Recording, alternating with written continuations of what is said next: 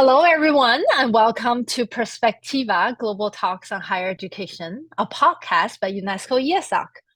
I'm Boston Lily Liu, and I'm the head of partnership and UN liaison unit at UNESCO ESOC. Today, we're here with Ishaan Shah, who's a UNESCO SDG for Youth and Student Network member, and Sebastian Berger, who's the executive director of the Global Student Forum. Today's episode is special as we are gathered to celebrate International Education Day 2024 under the theme Learning for Lasting Peace. UNESCO is dedicating this year's International Day of Education to the crucial role education and teachers play in countering hate speech, a phenomenon that has snowballed in recent years with social media damaging our societies. For the next 20 minutes, we're going to be exploring together on how universities can be transformed to better combat hate speech.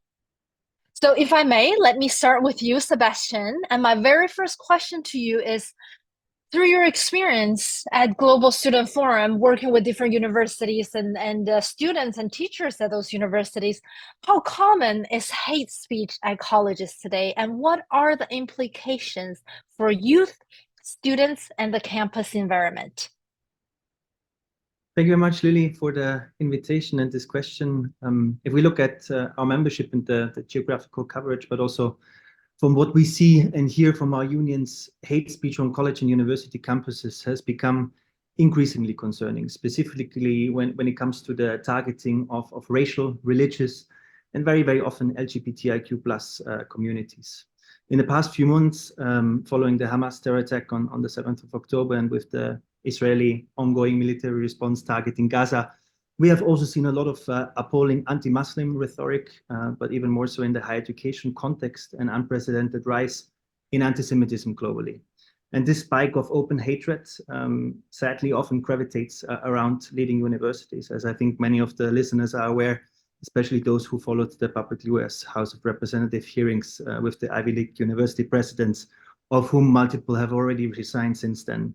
Their responses showcased the systemic embeddedness of such sentiments and what can happen if we tolerate and justify hate speech on campuses. To us as an umbrella federation of the international student movement, it's deeply concerning that so many different forms of hate speech have been on the rise in such an extreme manner over the past few years. And make no mistakes, this trend poses severe implications for the affected communities. It contributes to a hostile and unsafe environment and impedes academic and personal well-being of students. And that is exactly why higher education institutions must actively address and counteract here to ensure safe and inclusive educational spaces for all students. We cannot tolerate an atmosphere of fear and intimidation, because it also hinders open dialogue and the free exchange of ideas that are so fundamental to academia.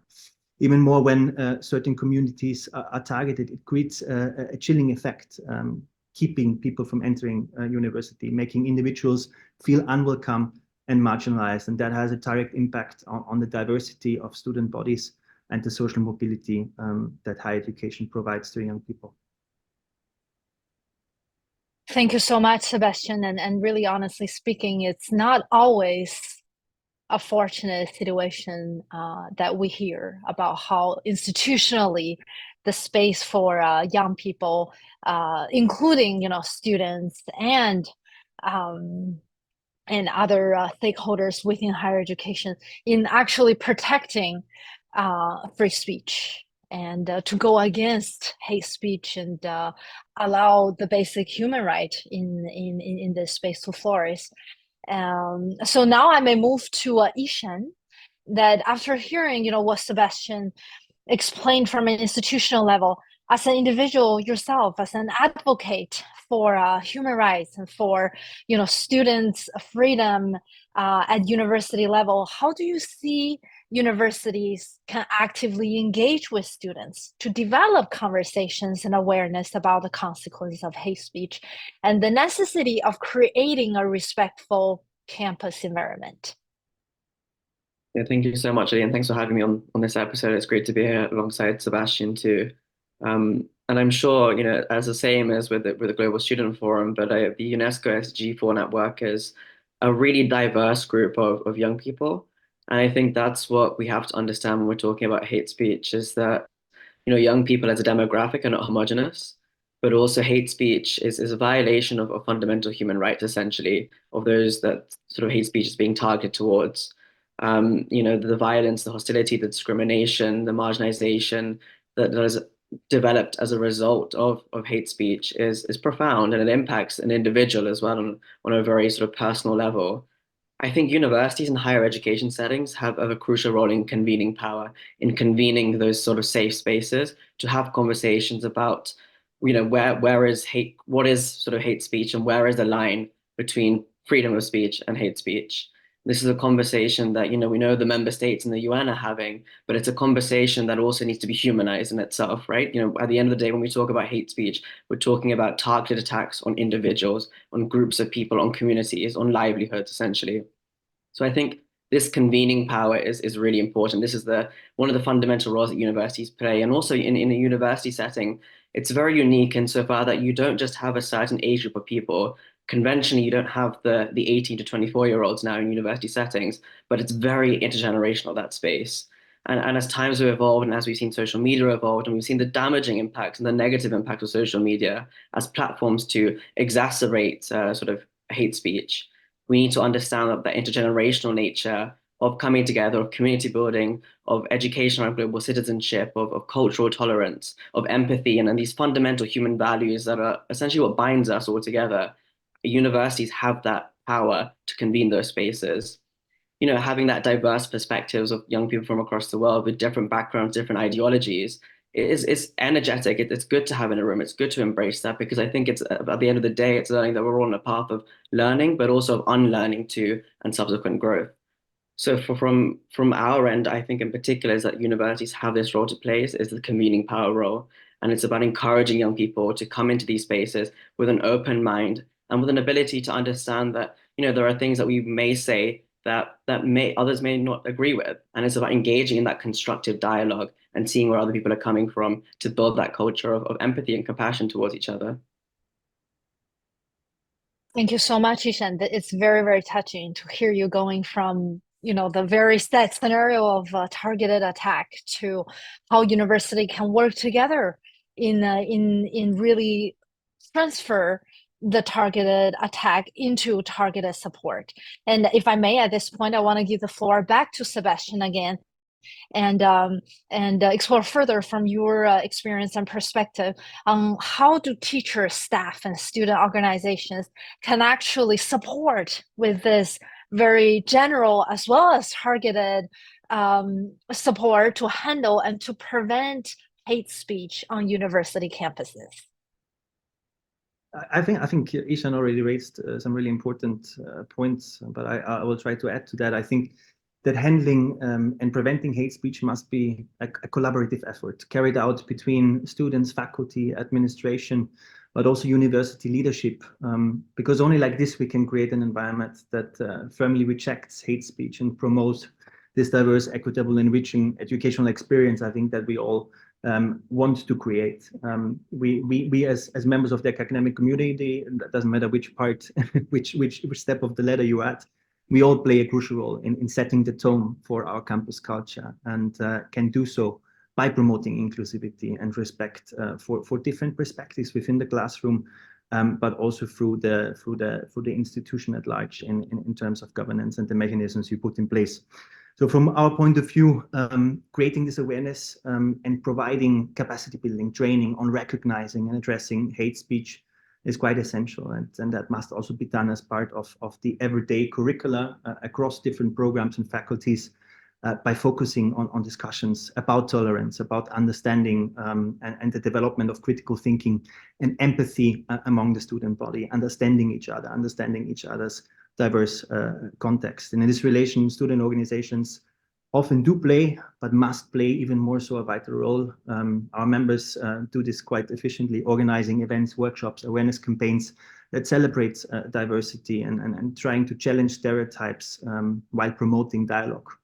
But our unions also often act as an open line of communication, as an interlocutor, which allows students to express concerns, report incidents, and when need be, get legal help and support to actively participate in creating more inclusive campuses by following through with complaints and being helped out in making that in a professional manner. And in the same breath, we as student organizations ourselves have to better safeguard that the political discourse in student organizations, or often a very strong political discourse between different fractions with different perspectives, remains within the margins of constructive dialogue, specifically around highly sensitive geopolitical issues.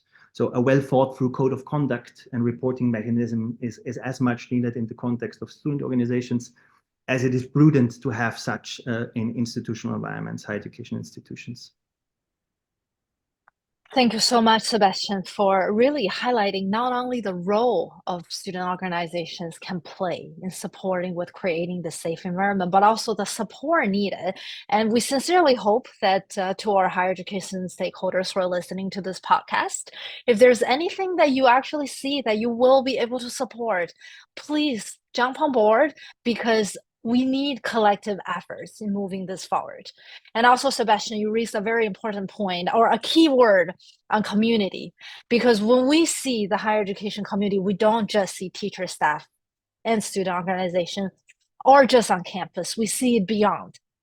So my question to Ishaan is, as a student, how do you see universities work with other groups or community members or partners to prevent hate speech and promote diversity on and off campus? Or maybe I should use the word beyond campus into this overall society setting.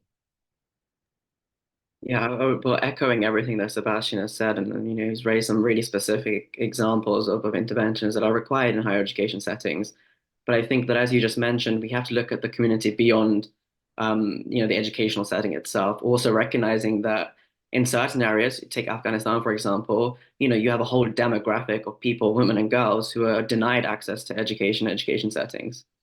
So I think in that regard, it's really important that all of the efforts and interventions that are taken by universities on countering hate speech are done with the communities that are directly impacted, not for them, or not on behalf of them, but actually with them. I think that is an essence, or that's a fundamental principle that we also speak about in this youth activism movement, is nothing about us without us. It's about this methods of co-leadership, co-creation, co-ownership, of involving people with lived experience from the very beginning, and understanding that at the end of the day, when we're talking about hate speech, it's not just something that's on the political agenda, or it's not just another issue that we have to tackle, but it's people's lives. People are at the center of this narrative. Students, young people are at the center of these narratives, and it's therefore their right to be involved in the processes to counter this issue. And I think in that regard as well, it's important that we see this as something that evolves over time. As geopolitics evolves, technology evolves, we're going to see the way in which hate speech evolves will also shift and will also adapt. And so do our responses. Our responses have to be flexible in that sense too.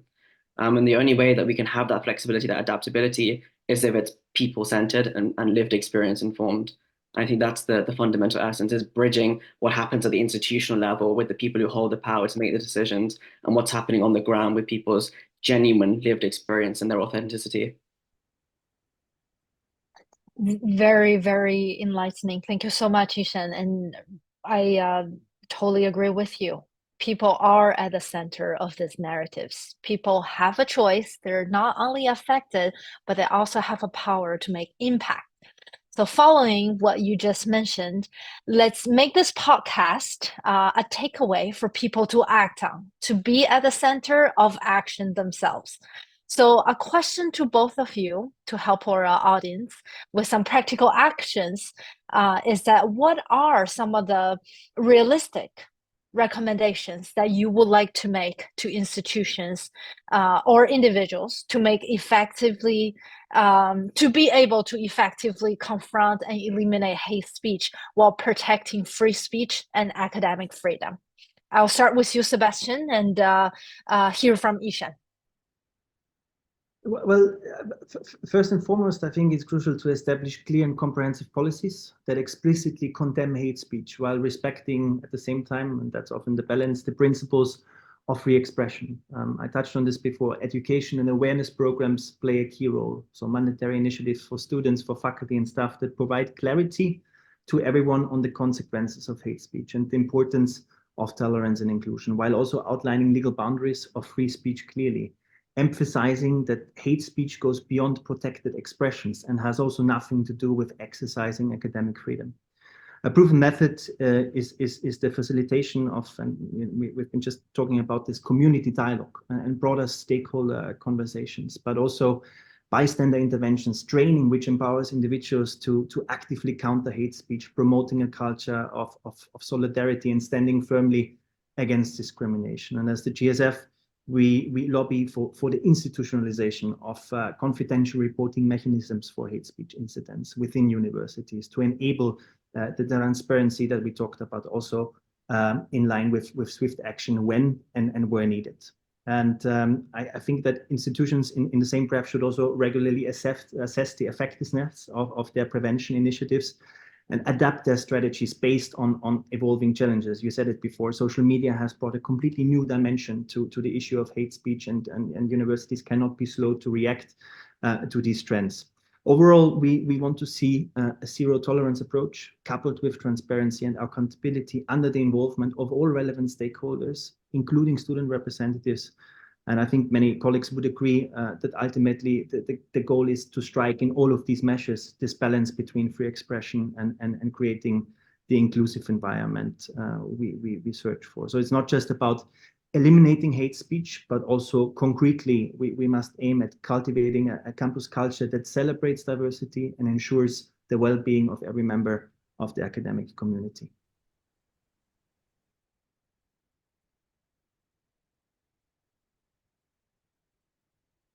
Thank you so much, Sebastian. The floor is yours, Ishaan. Thank you. Sebastian perfectly, I think, hit most of the points. So again, would echo everything Sebastian has said, and particularly in terms of monitoring, evaluation, transparency. The accountability piece is very important too. I think it's not about reinventing the wheel. I think a lot of student networks and organizations have already created resources on how we can effectively combat hate speech in these settings. It's more so now universities having that will to implement and having the will to act actually on these recommendations that are being given by students and young people. There's also a degree of sort of having that transparency as well. I think that's really important, a crucial element of that piece. But I think, Sebastian said all of the practical institutional points, I think, so I won't sort of repeat myself there. But I think on a very individual level, I think a lot of these conversations that we have around combating hate speech requires us as individuals to sit in situations of discomfort. It's about having those uncomfortable conversations. And I think that it's a very instinctual reaction for when we enter those settings and we start having these uncomfortable conversations for us to withdraw ourselves and for us to retract. So I think for those listening to this today, I think it's really important for us to embrace the discomfort, to sit and feel those uncomfortable emotions and feelings, because that's a sign that we ourselves are learning, we're unlearning, and we're subsequently growing. So I think on a very practical, very individual note, departing from the institutional sort of recommendations, but I think as individuals, embrace that discomfort and really sit in it. We're going to have sort of uncomfortable conversations about sort of power dynamics, about social inequalities, about stereotypes and prejudices.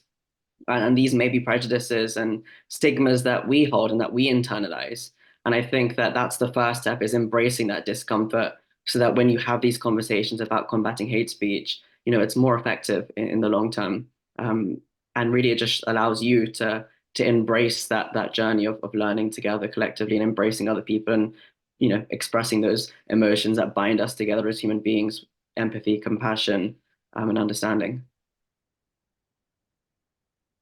Thank you so much, Sebastian and Ishaan. And please also trust that UNESCO ESOC echoes with both of you and many more that you're representing. And we would love to continue this conversation, as well as our actions in standing together and combating hate speech with student organizations, with students, with individuals, with institutions, and at various levels in education and beyond educational settings.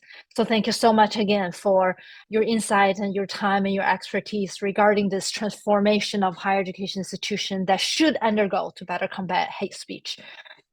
With those strong messages from Sebastian and Ishaan, we're reaching the end of our episode for today, but we hope this can be the beginning of the actions of our dear audiences if you haven't started.